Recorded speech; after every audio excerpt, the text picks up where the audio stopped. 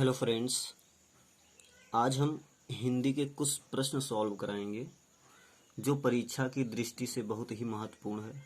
आप देख भी रहे होंगे कितनी बार आया है ये सब, ठीक है ना। तो चलिए हम स्टार्ट करते हैं। ध्रुव सौमनी की रचना विधा है।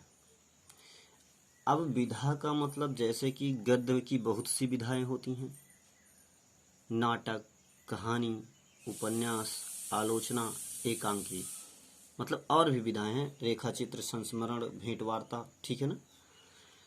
तो ध्रुव सौमनी की रचना विधा है। तो ध्रुव सौमनी की रचना विधा जो है वो नाटक है और है जयशंकर प्रसाद की रचना। और जयशंकर प्रसाद को नाटककार के रूप में जाना भी जाता है। अगला है प्रेमचंद का उपन्यास नहीं है। तो सभी जानते होंगे गोदान, गबन, निर्मला, करबला, रंगभूमि, सेवा सदन आदि प्रेमचंद के उपन्यास हैं। ये त्याग पत्र जो है ना, ये जैनेन्द्र कुमार की रचना है। तो इसलिए प्रेमचंद का उपन्यास कौन सा नहीं है? प्रेमचंद का उपन्यास ये त्याग पत्र नहीं है। बाणभट्ट की आत्मकथा, बाणभट्ट की आत्मकथा किस विधा की रचना है? ठीक है, तो बाणभट्ट की आत्मकथा जो है उपन्यास है, वो भी हजारी प्रसाद द्विवेदी की। अब बात उठ रही है कि सुख सागर के लेखक हैं। सुख सागर के लेखक तो मुंशी सदा सुखलाल हैं, क्योंकि लल्लू लाल के बारे में आप जानते हैं, प्रेम सागर लल्लू लाल का है। इंसाल्लाह खां, रानी केतकी की कहानी, हिंदी की प्रथम कहानी भी है इंसाल्लाह खां की। नाशिकेतोपाख्यान सदल मिश्र की रचना है। प्रारंभिक गद्य लेखकों में दो राजाओं में से एक हैं। तो याद रखिएगा, सदा सुखलाल, सदल मिश्र, लल्लू लाल, मुंशी इंसाअल्लाह खां, इन सब का योगदान तो बहुत था, लेकिन ये प्रारंभिक में नहीं थे। प्रारंभिक में थे राजा शिव प्रसाद सितारे हिंद और राजा लक्ष्मण सिंह। तो राजा शिव प्रसाद सितारे हिंद इस ऑप्शन में है, राजा लक्ष्मण सिंह है नहीं, इसलिए राजा शिव प्रसाद सितारे हिंद। गद्य की किस विधा में काल्पनिक प्रसंगों का स्थान नहीं है? कहने का मतलब, कहानी में कल्पना की ही जाती है, उपन्यास में कल्पना हुआ है, नाटक में कल्पना हुआ, कल्पना मतलब सोचना, लेकिन आत्मकथा में काल्पनिक प्रसंग नहीं है, ठीक ना। तो सन 1957 में पद्म भूषण से अलंकृत हुए थे। तो 1957 में वो थे हजारी प्रसाद द्विवेदी जी। डॉक्टर संपूर्णानंद को मंगला प्रसाद पुरस्कार प्राप्त हुआ था समाजवाद पर। हरिऔध का जन्म स्थान है काशी। निम्न में से नाटककार हैं। तो चलिए इस पर थोड़ा डिस्कस कर लेते हैं।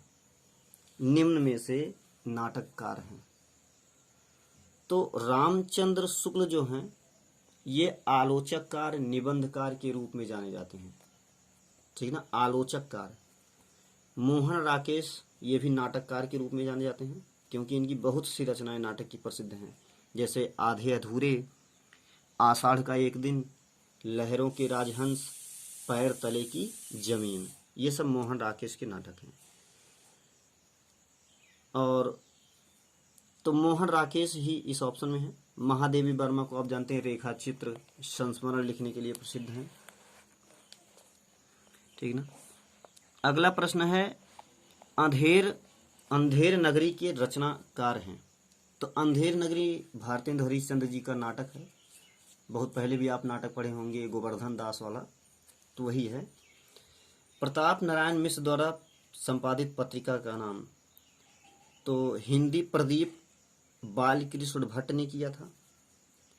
ब्राह्मण तथा हिंदुस्तान दोनों, ब्राह्मण तथा हिंदुस्तान दोनों पत्रिकाओं का संपादन प्रताप नारायण मिश्र ने किया था। सरस्वती जानते ही हैं आप, महावीर प्रसाद द्विवेदी, तथा प्रथम संपादन किया था श्याम सुंदर दास ने। मर्यादा, ये मर्यादा पत्रिका संपूर्णा, क्योंकि मर्यादा और टुडे दो पत्रिका हैं, इनका प्रकाशन संपूर्णानंद ने किया था। शिक्षा का उद्देश्य संपूर्णानंद की रचना है। रामचंद्र शुक्ल के निबंधों का संग्रह है चिंतामणि, ठीक ना, चिंतामणि। मोहन राकेश रचनाकार हैं शुक्ल युग के, किस युग के? शुक्ल युग के। अगला है सन्नाटा के लेखक।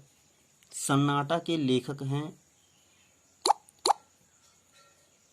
सच्चिदानंद, हीरानंद, वात्स्यायन, अज्ञेय।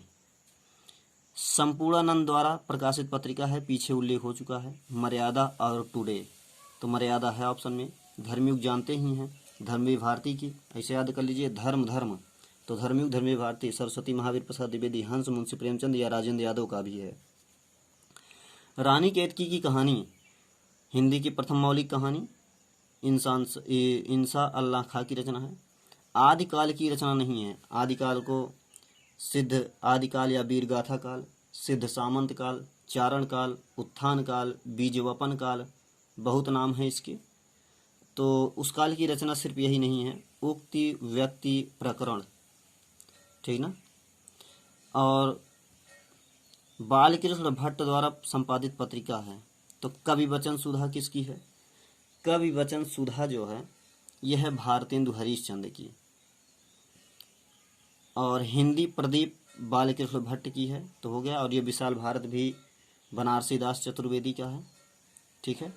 द्विवेदी युग का नामकरण हुआ, तो पता है द्विवेदी युग का नामकरण याद रखना हजारी प्रसाद द्विवेदी के नाम पर नहीं हुआ है, महावीर प्रसाद द्विवेदी के नाम पर हुआ है। द्विवेदी युग का नामकरण किसके नाम पर हुआ है?